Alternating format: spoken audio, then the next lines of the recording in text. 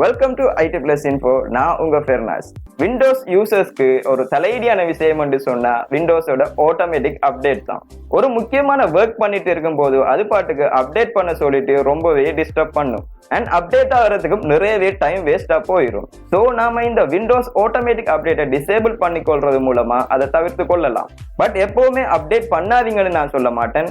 உங்களோட system configurations, அதாவது REM, SSD drive இப்படி நீங்க யூஸ் பண்றீங்கன்னு சொன்னா டைம் கிடைக்கக்குள்ள கட்டாயம் அப்டேட் பண்ணி கொள்ளுங்க. நாம ரெகுலரா அப்டேட் பண்றது மூலமாவே நிறையவே ப்ராப்ளம்ஸை தவிர்த்து கொள்ளலாம். நீங்க ஆட்டோமேட்டிக் விண்டோஸ் அப்டேட்டை டிசேபிள் பண்ணி கொள்றதுக்கு திஸ் பிசில ரைட் கிளிக் பண்ணிக்கொள்ளுங்க.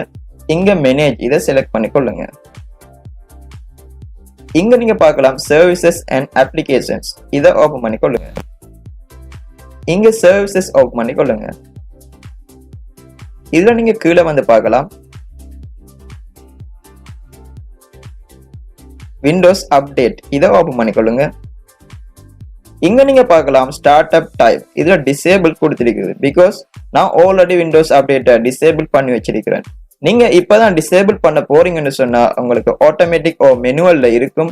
நீங்க டிசேபிள்ட செலக்ட் பண்ணி ஓகே கொடுத்து கொள்றது மூலமா உங்களோட விண்டோஸ்ல ஆட்டோமேட்டிக் அப்டேட்டை டிசேபிள் பண்ணி கொள்ளலாம்.